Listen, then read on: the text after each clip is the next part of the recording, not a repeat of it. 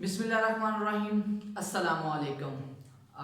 आज का हमारा जो आर्टिकल है वो है charging and discharging of a capacitor. मैं इस आर्टिकल की हेडिंग लिख लेता हूँ, उसके बाद आपको एक इंटरेस्टिंग बात बताता हूँ। चार्जिंग एंड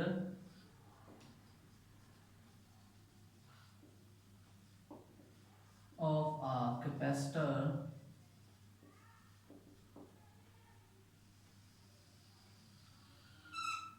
अच्छा जी, मैं एक बहुत जनरल बात आपको बता रहा हूँ।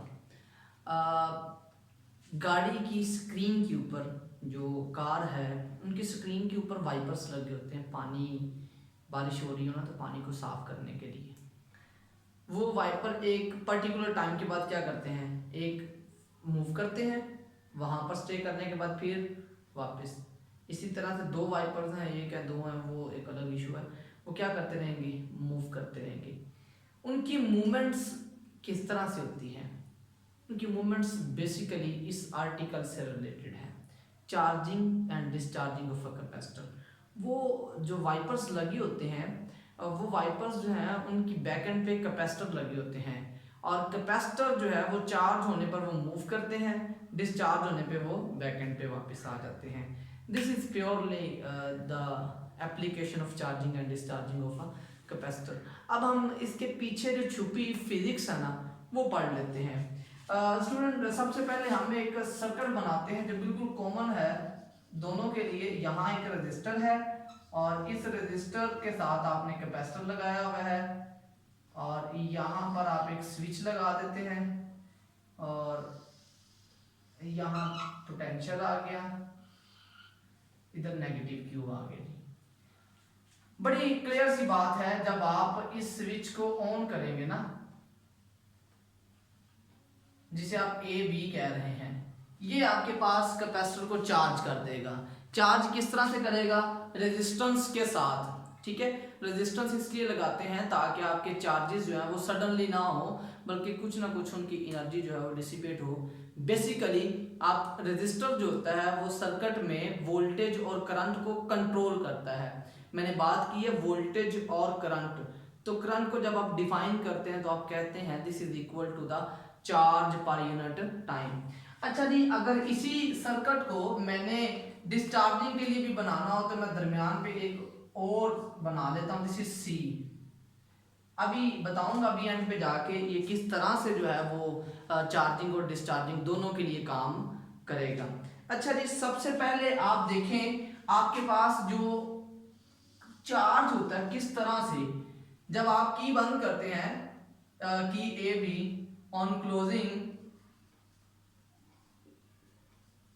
की ए बी, आप जब ए बी की को बंद करेंगे, अब देखें आपका जो पोटेंशियल है वो डायरेक्टली कैपेसिटर के साथ अटैच है, कैपेसिटर चार्ज हो रहा है। ये दरमियान में एक वायर है, इसका कोई भी रोल नहीं है यहाँ पर।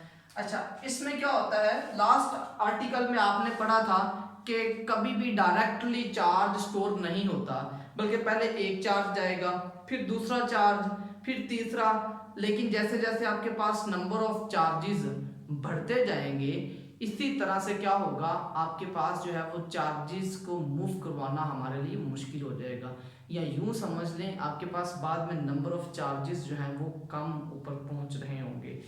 अच्छा जी, तो इसका मतलब जो नेट चार्ज किसी यूनिट टाइम में पहुंचेंगे वो आ जाते हैं Q naught 1 minus e raise power negative t over R C.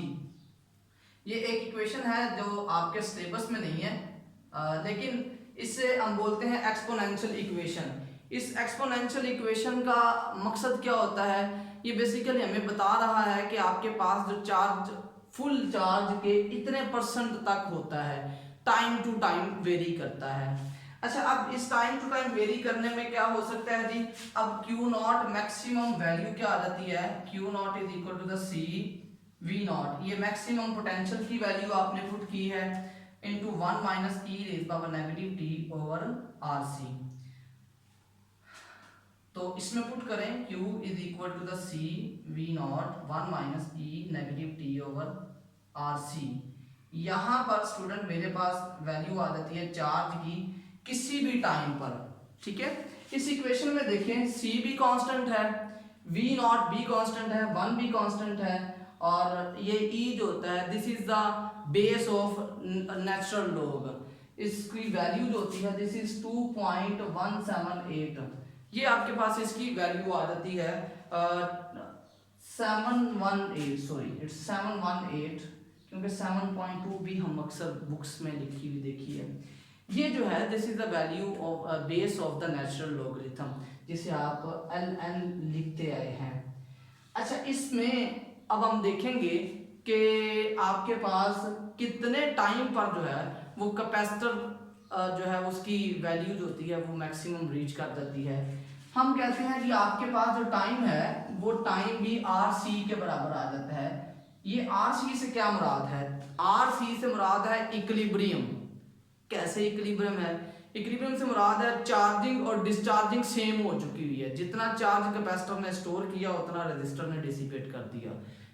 तो इस टाइम को हम कहते हैं जी टाइम कांस्टेंट भी कहते हैं, और इसको प्रूव करते हैं वो कितना आ जाता है। अब इसकी वैल्यू पुट करें, Q is equal to the Q naught 1 minus e negative R C over R C. तो यहां से आपके पास जो वैल्यू बचेगी it is equal to the Q naught 1 minus e raise power negative 1, तो Q naught is 1 minus 1 over e. इसको solve करने पे आंसर आता है 0.63 ऑफ Q नॉट। अच्छा जी, ये वैल्यू क्या बताती है? ये इक्विलिब्रियम टाइम कांस्टेंट है। इक्विलिब्रियम टाइम कांस्टेंट से क्या मुराद है? इक्विलिब्रियम टाइम कांस्टेंट से मुराद ये है कि आपके कैपेसिटर को टोटल में से 63% तक चार्ज होने के लिए जो टाइम लगता है उसे हम कहते हैं टाइम कांस्टेंट। लिख भी लेते हैं, time required to charge a capacitor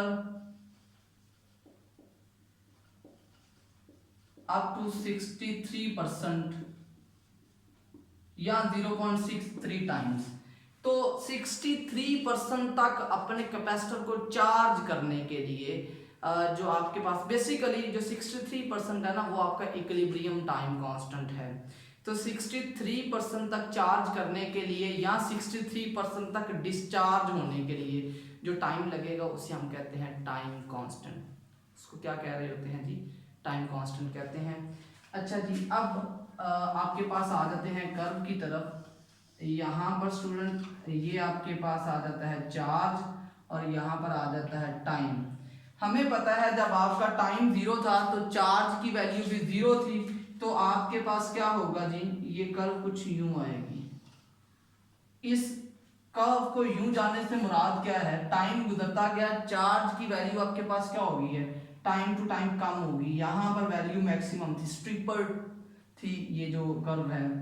एक कर्व में और प्लॉट करता हूँ, वो कर्व आपके पास यूं आ जाती है। एक कर्व यूं भी आ सकती है। मैंने 3 कर्व्स बना दी हैं। स्टूडेंट ये जो टर्म है ना ये आपके पास आ जाता है Q is equal to the 63% of Q naught, या डायरेक्टली आप लिख दें 0.63 ऑफ Q नॉट। इधर आपका Q नॉट है अगर। अच्छा, इसके पैरेलल हम क्या करेंगे? इसके पैरेलल आपके पास क्या होगा जी? इनको आप कट करते जाएं, जहां जहां पर ये कट करती हैं वो वाली वैल्यू बताते जाएं जी। ये जो आपके पास कर्व है ना ये पॉइंट ए है, ये आपका पॉइंट बी है और ये पॉइंट सी है। 3 कर्व्स हैं। इन 3 कर्व्स में जो आपकी कर्व ए है उसका T1 है, कर्व 2 का T2 है, कर्व 3 का T3 है। इसका मतलब क्या है? ये जल्दी चार्ज हो रहा है कैपेसिटर। बी वाला उससे थोड़ा सा लेट, सी वाला उससे थोड़ा लेट। ये हमें टाइम कांस्टेंट बता रहा है। ये बेसिकली उसी वाइपर्स वाले में है कि कितनी देर बाद उस वाइपर ने वापस आना है। तो ये जैसे ही आप कर्व को इस मुताबिक सेट करते हैं, कैसे सेट किया जा सकता है? आरसी की वैल्यू चेंज करके। आप कैपेसिटर की वैल्यू चेंज कर सकते हैं या आप रेजिस्टेंस की वैल्यू चेंज कर सकते हैं, जिससे आप टाइम वेरी करेंगे। अब ये जो कर्व है ये हमें क्या बताएंगी? जो वाइपर जो है वो 5 सेकंड बाद वापस आएगा, 6 सेकंड बाद आएगा या 7 सेकंड बाद आएगा, ये टाइम हम सेट करते हैं यहाँ से। ठीक है, तो आपने क्या किया है, आपने सिंपली जो है वो आरसी की वैल्यू को चेंज करके अपना चार्जिंग टाइम जो है वो इंक्रीज या डिक्रीज किया है। इसके बाद आ जाते हैं जी डिस्चार्जिंग कर्व में। डिस्चार्जिंग कर्व की तरफ चलते हैं। इस पे यहाँ पर आपके पास Q0 है, सॉरी Q है, और इधर आपके पास टाइम है। यहाँ पर स्टूडेंट कर्व कुछ आपके पास यूं आ जाती हैं, ये एक कर्व है, एक कर्व आपके पास यूं है, एक कर्व आप यूं बना लें।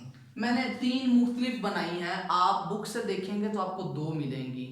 स्टूडेंट ये आपका जो टाइम है ये उसका 63% जो है वो डिके टाइम है, मतलब आपके कैपेसिटर को कितनी जल्दी, मतलब कौन सा कैपेसिटर आपका जल्दी जो है वो डिस्चार्ज हो रहा है।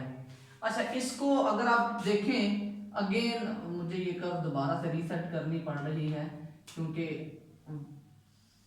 इससे वैल्यूज नहीं आएंगी। हम क्या करते हैं, इनको कट करते हैं। एक पॉइंट आपके पास आ गया T1, दूसरा आ गया T2 और तीसरा क्या आ गया T3।